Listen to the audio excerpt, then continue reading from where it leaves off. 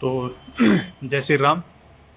आज एक बार फिर बात करेंगे और आज बात करेंगे किसान आंदोलन को लेकर। किसान जिस तरीके से इकट्ठा हो रहे हैं आंदोलन को लेकर, वो तो खैर किससे छिपा नहीं है। Fortuner, range rover, defender, BMW, बड़ी बड़ी गाड़ी लेकर वो जा रहे हैं। वो तो उसके बारे में कुछ बोलने की ज़रूरत भी नहीं है, वो तो तुमने रील देख ही ली होगी। लेकिन वीडियो से आगे बढ़ने से पहले आप ये थोड़ी 2-3 क्लिप हैं निकाली है मैंने, ये सुनो। आने वाले 2-3 साल में ना आपको खबर मिलेगी मोदी जी मारे गए। बड़ी बात कह रहे हैं आप। मैं आपको बोल रहा हूँ, बड़ी बात ही बोल रहा हूँ, तभी तो एक बने जवाना ने दसिया जाए वेख्या जाए तो की हालत की सरकार दी।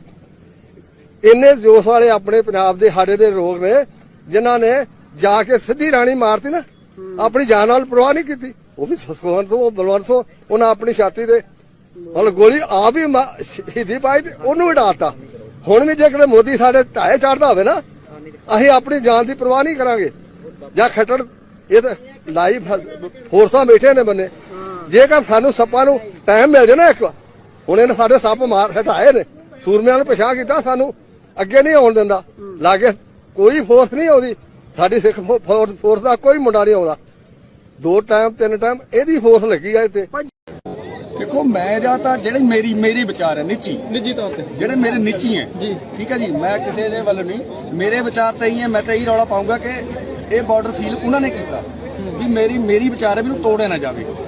जिन्ने हरियाणे के नाल लगते बॉर्डर है, चाहे हिमाचल नाल लगते बॉर्डर है, उन्होंने सील किया जाए। पंजाब नूं हिंदुस्तान तो एक बखरा बना लीए यार, एक झंडा तो कट के देख लीए अपना।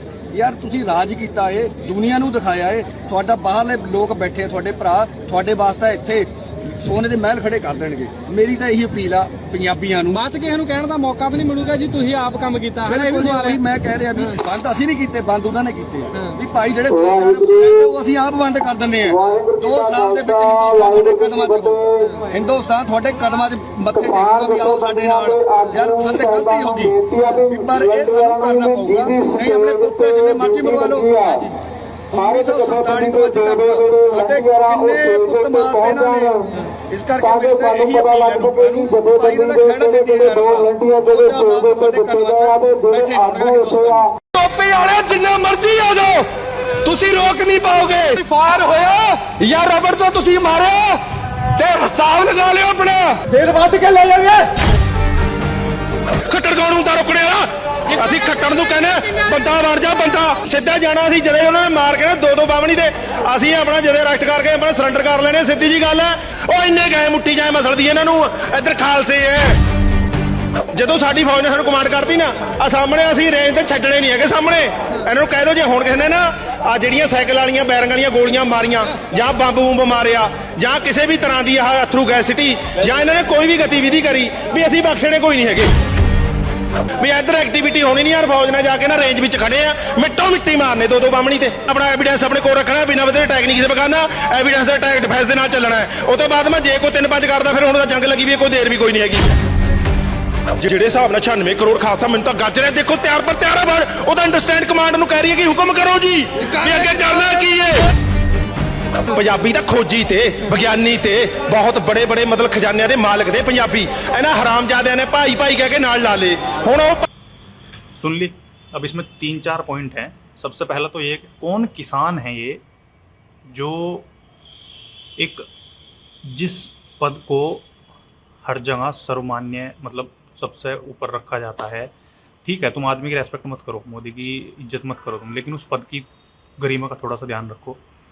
सबसे पहले तो यह है कि मोदी को मारने की खुलेआम बात कर रहे हैं लोग। अब कौन किसान है समझ में नहीं आ रहा। सबसे बड़ी बात हैरानी की यह है कि इनके पक्ष में वे बहुत सारे लोग भी हैं कि किसान अन्नदाता है, इन किसानों का समर्थन कर दो, इन किसानों का ये कर दो। तो भाई मेरे नज़र में तो ये किसान है नहीं, क्योंकि किसान होते तो शांतिपूर्वक तरीके से बात करते। ये कोई तरीका नहीं होता कि 2-3 सालों में देख लेना मोदी को मार देंगे, कोई ना कोई मार देगा। ये उस भाई साहब के बोल हैं, रील आपने देख ली होगी। दूसरा है, एक बोल रहे हैं कि हमारे बंदों ने रानी को मारा था। रानी मतलब इंदिरा जी को मारा था और अब मोदी को भी कोई ना कोई मार ही देगा। तो ये तो आपने सुन ही लिया।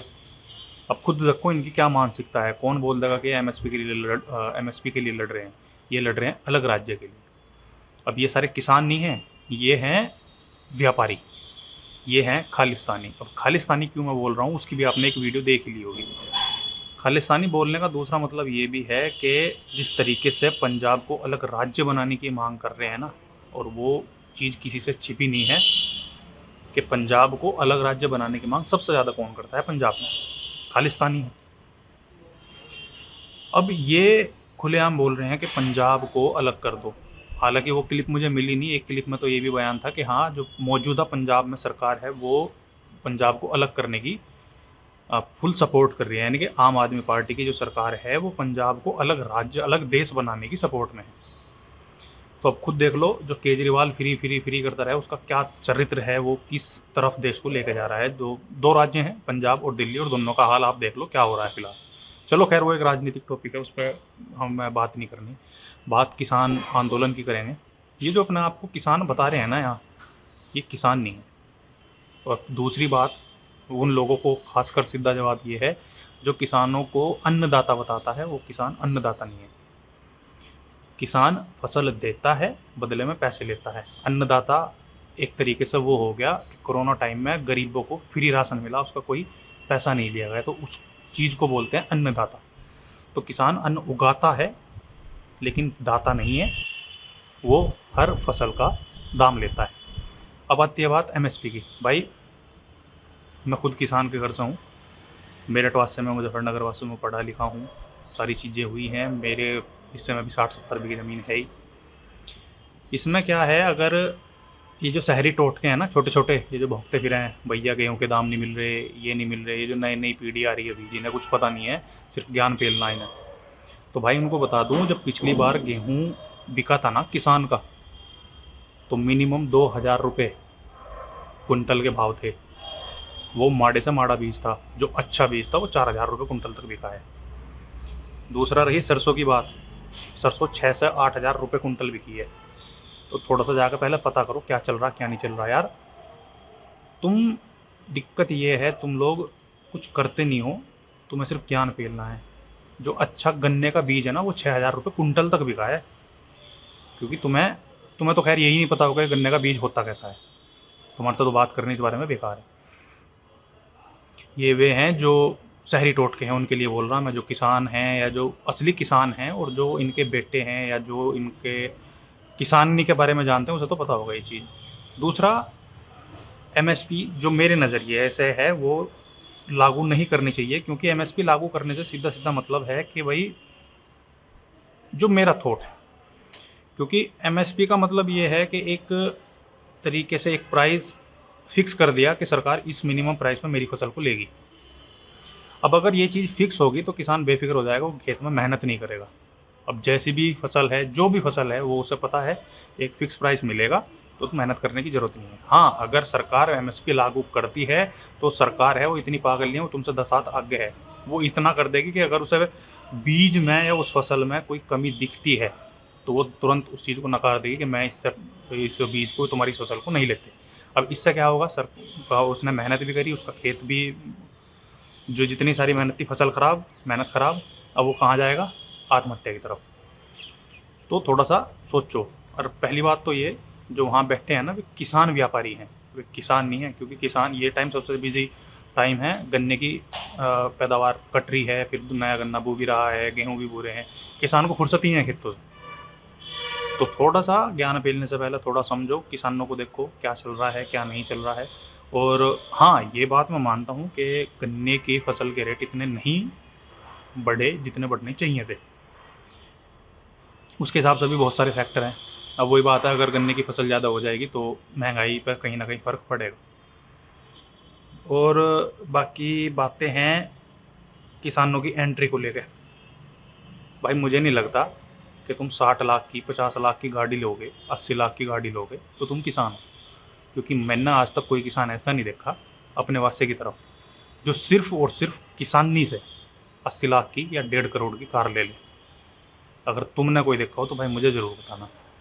मेरी जान पहचान में भी हैं जिनके पास फॉर्चूनर हैं, डिफेंडर हैं, पर उनका प्रॉपर काम किसानी नहीं है।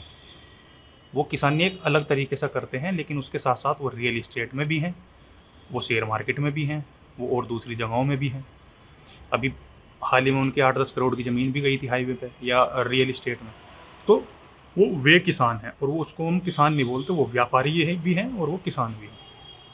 तो मेरा कहना यही है कि ये जो फालतू लोग किसान को सपोर्ट करने की बात कर रहे हैं ना, असली किसान को सपोर्ट करो तो फायदे में रहोगे। इन टटपुंजों को सपोर्ट मत ना करो। ये पंजाब को अलग करने की मांग लेके जा रहे हैं। ये इनका एमएसपी से और किसान आंदोलन से कोई मतलब नहीं। और एक चीज़ और, राकेश टिकैत जो वहाँ पहुँच जाना बार बार, अब की बार जो गया है इसने बचे कुछ इज्जत भी अपनी खो दी।